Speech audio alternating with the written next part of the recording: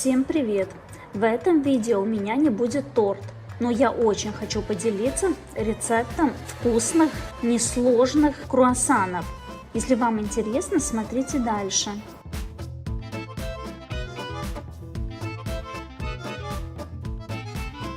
Нам понадобятся следующие ингредиенты. Мука. Можно брать просто пшенную муку, а можно часть муки заменить на цельнозерновую муку. Можно также цельнозерновую муку заменить на овсяную муку и так далее. Далее сахар, соль, свежие дрожжи, яйцо, растительное масло, молоко и дополнительное сливочное масло для промазывания слоев. Молоко подогреваем примерно 35 градусов. Добавляем дрожжи, сахар, все перемешиваем, чтобы дрожжи растворились в молоке. Немного добавляем соль. Далее яйцо перемешиваем до однородности.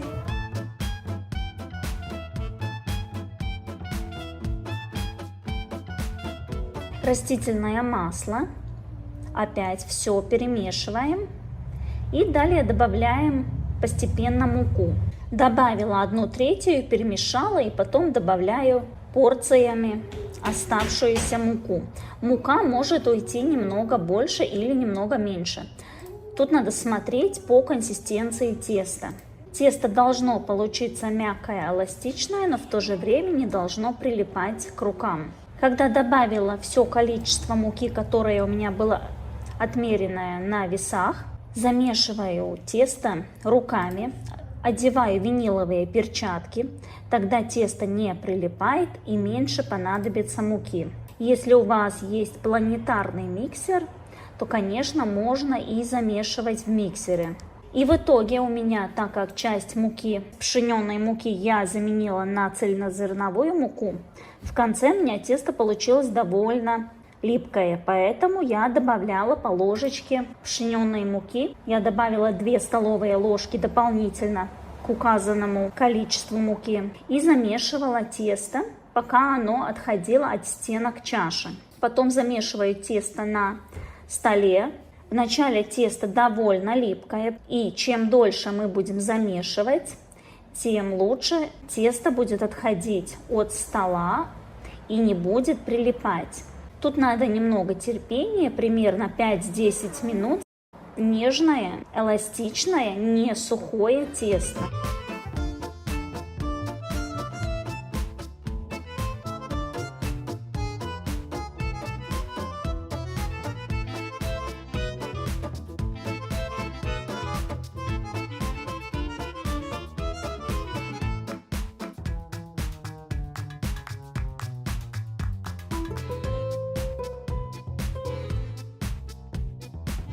Промазываю чашу растительным маслом и ставлю туда колобок из теста. Покрываю пищевой пленкой или целлофановым мешочком и ставлю в теплое место на подъем. Я подогрела духовку до 30 градусов.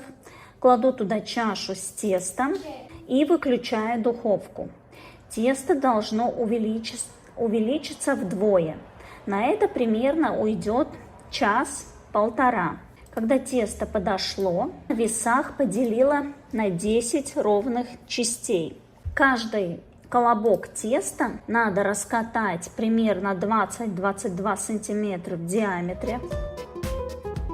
Перекладываю этот блинчик теста на пергамент, чтобы было потом удобно перекладывать на досочку. И промазываем мягким сливочным маслом.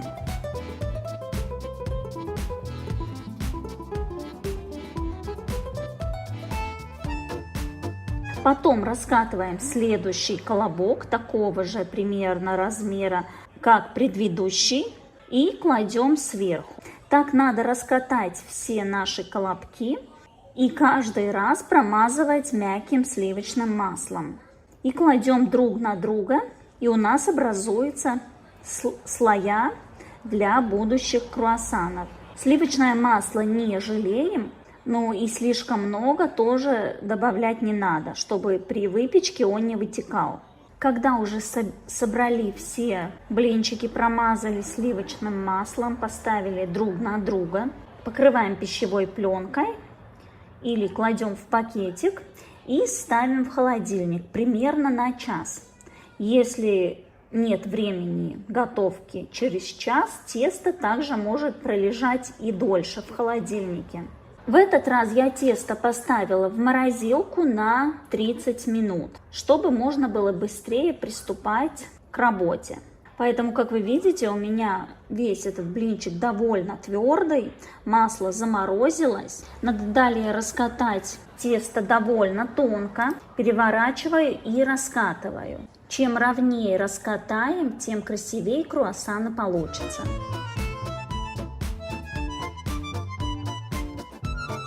Далее делим наш этот раскатанный блинчик примерно на 16 одинаковых частей, на такие треугольнички.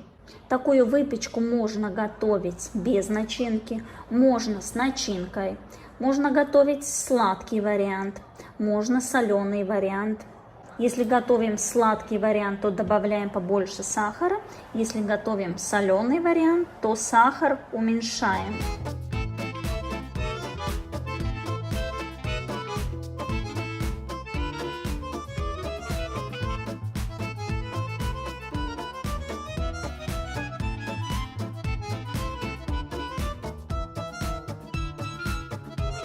И далее берем треугольничек, делаем вот такой надрез и заворачиваем, придавливаем, чтобы плотно закручивался. Если кладем начинку, то начинку кладем вот в этот край и начинку заворачиваем в тесто. Очень хорошо подходит натертый сыр. Также можно заморозить, например, какой-нибудь мармелад или какую-то шоколадную начинку добавить. Если добавляем какой-нибудь мармелад, то в идеале его добавлять довольно густого состояния и предварительно можно подморозить, чтобы было удобно заворачивать. В этот раз я готовила просто вот такие круассанчики без начинки. Подготовила все заготовки, поставила на противень и далее надо оставить на расстойку 30 минут.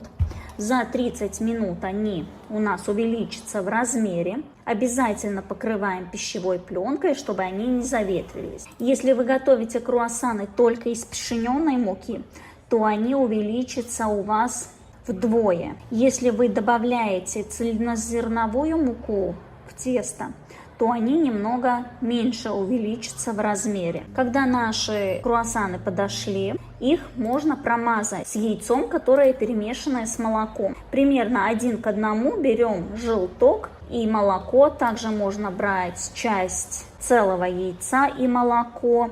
Можно брать растопленное сливочное масло, смотря какие круассаны вы хотите в итоге, чтобы получились. Сливочное масло нам даст снаружи дополнительно хрустящую корочку.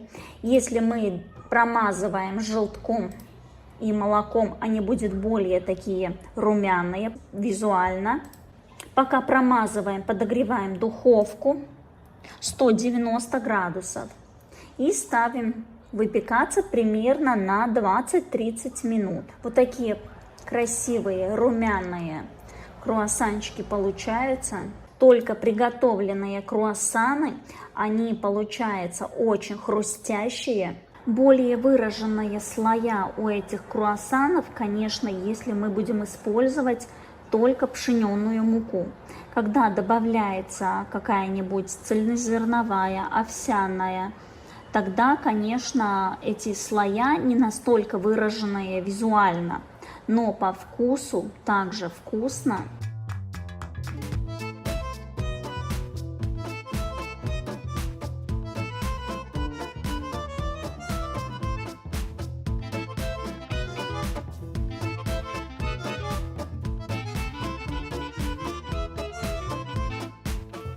Далее я уже испеченные круассаны попробовала наполнить с карамелью. Беру насадку, в кондитерский мешок накладываю соленую карамель и просто снизу наполняю начинку в этот круассан. Очень хорошо наполняется. Карамель должна быть комнатной температуры, чтобы она была жидковатая, чтобы было удобно выдавливать из кондитерского мешка. Также можно и заварной крем выдавить, наполнить в готовый круассан. Очень советую вам попробовать эту выпечку. Готовится просто, несложно, а результат удивляет. Если вам понравилось видео, ставьте лайк, подписывайтесь, комментируйте, жмите на колокольчик, чтобы не пропустить новые видео, рецепты, эксперименты. Всем пока!